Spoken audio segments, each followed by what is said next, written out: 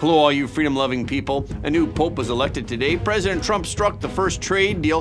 VP Vance gave us some insight into how Russia and Ukraine should proceed. And let's look at how China and Russia are using each other. Okay, let's get into it. Today, a new pope was elected. For the first time in the history of the Catholic Church, the College of Cardinals elected an American pope. His name is Robert Francis Prevost, and he chose the name Pope Leo XIV for his papal name. This was the most populous conclave in history, which didn't last for days. On day 2, the pope was selected after the Cardinals had reached a 2/3 majority and their chosen candidate had said yes. So white smoke rose from the Sistine Chapel chimney and St. Peter's bells rang out. And from there, the tradition set in quickly. Prevost was taken to the Room of Tears. The room is really called that because apparently the chosen leader gets overwhelmed. Then it was time for the formalities. Scriptures were read, prayers were offered, allegiance oaths were taken, and finally he stepped out onto the loggia. This is the balcony above the doors of the St. Peter's Basilica where he greeted the world. So who is Pope Leo XIV? He is 69 years old and born in Chicago, and he spent much of his priesthood in Latin America, specifically Peru. He arrived at the conclave as Bishop Emeritus of Chiclayo. In 2023, Pope Francis appointed him to lead the Dicastery of Bishops and to serve as the president of the Pontifical Commission for Latin America.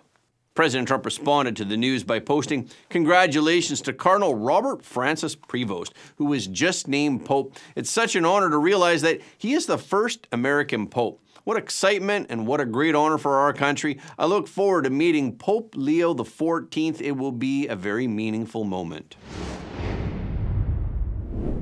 On Thursday, President Trump said a full and comprehensive trade deal has been made with Britain. President Trump wrote on Truth Social, "The agreement with the United Kingdom is a full and comprehensive one that will cement the relationship between the United States and the United Kingdom for many years to come." He also said, "Because of our longtime history and allegiance together, it is a great honor to have the United Kingdom as our first announcement." At the Oval Office, with his Commerce Secretary Howard Lutnick, with Vice President J.D. Vance, and with the British Ambassador Pete Mendelsohn beside him, President Trump briefly outlined what this new trade deal unlocks for United States exporters. He said, "Billions of dollars in increased market access by American exports, especially in agriculture, dramatically increasing access for American beef, ethanol, and virtually all of the products produced by our great farmers."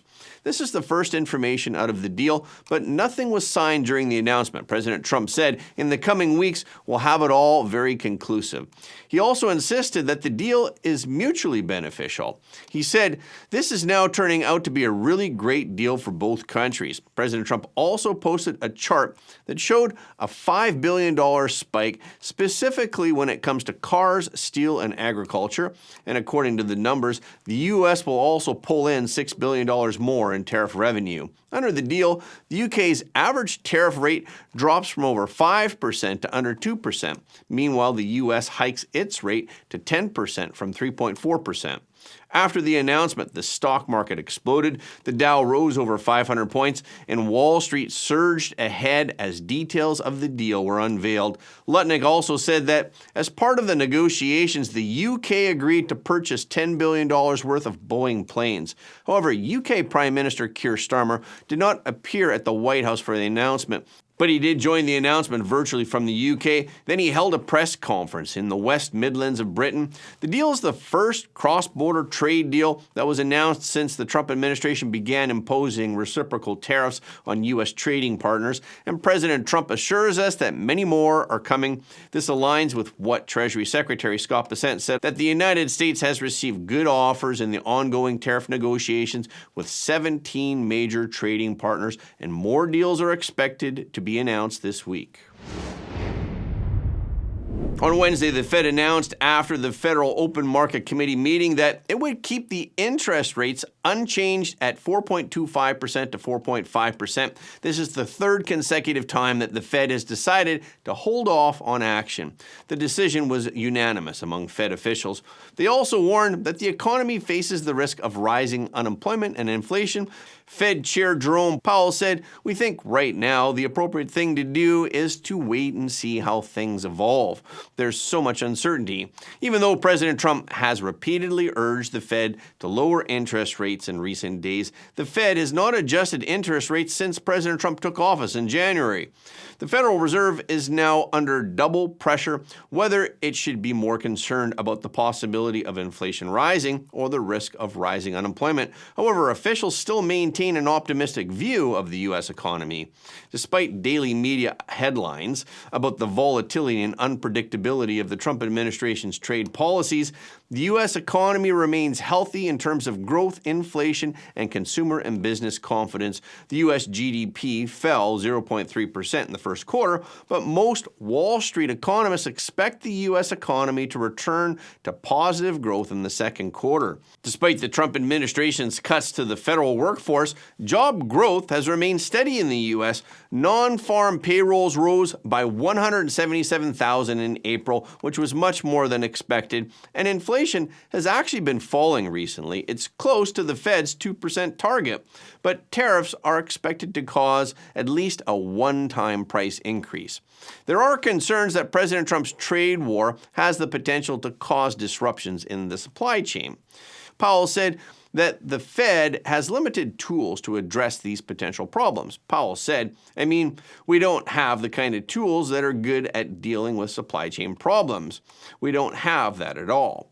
That's a job for the administration and for the private sector more than anything. In theory, the Fed could lower interest rates to boost demand, but Powell said that would be a very inefficient way to try to fix supply chain problems. Vice President J.D. Vance called on Russia and Ukraine to direct talks, and he told the Munich Leaders Conference on Wednesday that Russia was asking for too much to end the war with Ukraine. And today, President Trump called for a 30-day ceasefire. He wrote on Truth Social, "Talks with Russia-Ukraine continue. The U.S. calls for, ideally, a 30-day unconditional ceasefire. Hopefully, an acceptable ceasefire will be observed, and both countries will be held accountable for respecting the sanctity of these direct negotiations. If the ceasefire is not respected, the U.S. and its partners will impose further sanctions. Thousands of young people are dying on a weekly basis, and everybody should want it to stop." Previously, Russia already rejected the call for a 30-day ceasefire. Moscow has said that sort of temporary pause is not in its strategic interest because it would allow Ukraine to regroup.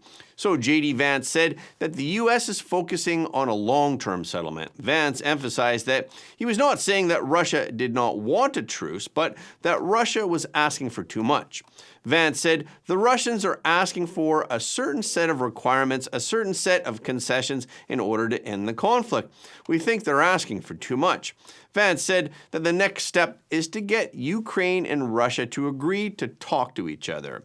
He said, obviously, the United States is happy to participate in those conversations, but it's very important for the Russians and the Ukrainians to start talking to one another. The mediation approach over the past period seems to have been unsatisfactory. Vance also said, "I mentioned the Russians, but also the Ukrainians. They've put a piece of paper in our hands that says this is what we would need in order to bring this conflict to a successful resolution from our perspective, and there's a big gulf, predictably, between where the Russians and the Ukrainians are. And we think the next step in the negotiations is try to close that gulf. We think it's probably impossible for us to mediate this entirely without at least some direct negotiation between the two, and so that's what we focus on. But I'm not yet a pessimist on this." Vance's speech at the Munich Leaders Conference was much more gentle than his sharp-tongued speech at the Munich Security Conference in February. He emphasized the importance of the U.S.-European relationship, saying that the U.S. and Europe are part of the same civilization team. He said, "It's not Europe bad and America good. I think that both Europe and the United States, we've gotten a little bit off track, and I'd encourage us all to get back on track together." However, the atmosphere at the scene was still tense for a while. Some remained troubled by his attitude toward Moscow. Vance emphasized, in order to resolve the conflict, it's important to understand the position of both sides. He said, in other words, you don't have to agree with Russia's justification for the war, and certainly both the president and I have criticized the full-scale invasion, but you have to try to understand where the other side is coming from to end the conflict. And I think that's what President Trump has been very deliberate about, is actually forcing the Russians to say, here's what we would like in order to end the conflict. A spokesperson for the European Commission said on Wednesday that the Chinese Communist Party remains the main enabler of Russia's war in Ukraine. Without the support of the CCP, Russia would not have been able to maintain the strength of the war, and it would not have lasted for as long as it has. Russia commemorated its victory over Nazi Germany by designating May 9th as Victory Day. This year marks the 80th anniversary of the end of World War II. Russian President Putin made a special shout-out to Ukraine for this occasion. He's hoping that the two countries will cease fighting for 72 hours starting May 8th. Communist Party Chairman Xi Jinping arrived in Moscow on Wednesday. He met with Vladimir Putin today, and he will attend the World War II Victory Day parade tomorrow.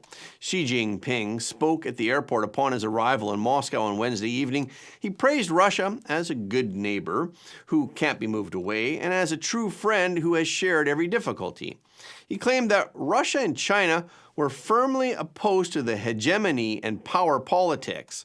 Su Zhiyan, the director of the Institute of Strategy and Resources at Taiwan's Institute for National Defense and Security Studies, said that Xi Jinping went to Russia to take the opportunity to show his support for Russia, and on the other hand, he also hopes that Russia will support Beijing.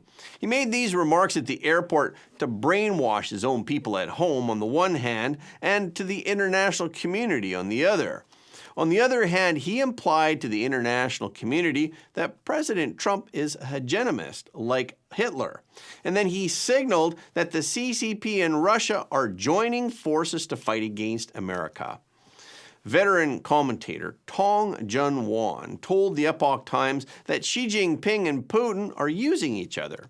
Putin desperately needs the continued support of the CCP. Putin knows that Russia's economy is now highly dependent on support from the CCP, not only for the economy, but also for weapons and many parts and components. But we can't rule out the possibility that Putin is using Xi Jinping as a bargaining chip to put pressure on President Trump, because Putin wants to gain more interest in the Russia-Ukraine war. He may want to use Xi Jinping's visit to Russia to put pressure on President Trump. On the other hand, Xi Jinping is also using Putin as one of his bargaining chips. Tong Jin-wan said that because of the new U.S. tariffs, the Chinese Communist Party is now in a very difficult situation and it has to negotiate with the U.S. Xi Jinping went to Moscow, and he even made a relatively tough speech to exert pressure on President Trump in order to win some bargaining chips in the tariff talks. So they have their own agendas and they are using each other. Russian media reported that Xi and Putin will discuss energy issues during their meeting on Thursday, including the construction of the Russian-Chinese Siberian Power 2 natural gas pipeline. The Siberian Power 2 gas pipeline from Russia to China via Mongolia is a large-scale gas supply project that Russia has been planning for many years. After the Russia-Ukraine war broke out in 2022, Russia was subjected to sanctions by the European countries, which hindered the export of natural gas, and Russia turned to cooperate with the CCP to build this pipeline. However, the CCP has not been active in negotiations due to the high price offered by the Russians and China's unwillingness to route the pipeline through a third country. So there has been no significant progress in the negotiations so far. Tong Jin-won said that this is the true reflection of the CCP-Russian relations. Putin hopes to get more energy export revenue from China through this pipeline, making the CCP dependent on Russia. And the CCP doesn't want to put all its eggs in one basket. It wants to import natural gas from Russia, but also from the Middle East and even from the United States. Therefore, the CCP and Russia are not a close alliance based on the same perspective of the world. They simply use each other. Earlier on the day of Xi's visit to Moscow, Ukrainian drones attacked the Russian capital for the third consecutive day. Ukrainian President Zelensky said earlier that it was impossible to guarantee the safety of any foreign dignitary traveling to Moscow to participate in the May 9th parade on the day of victory in the patriotic war, given the ongoing war between Russia and Ukraine. Tong Jin-won believes that Zelensky's warning is more of a diplomatic gesture.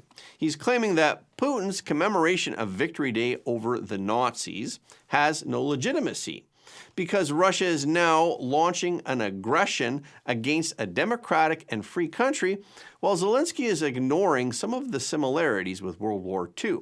And that's a wrap for this episode. Thank you so much for your support of Front Page. Please remember to leave us a comment below the video. This is really helping us to be seen all around the world. The more people who watch Front Page, the more freedom-loving people the world will have. And please hit the like button and hit the notification bell after you subscribe. And please share this video with your friends and family because everybody deserves to know the truth.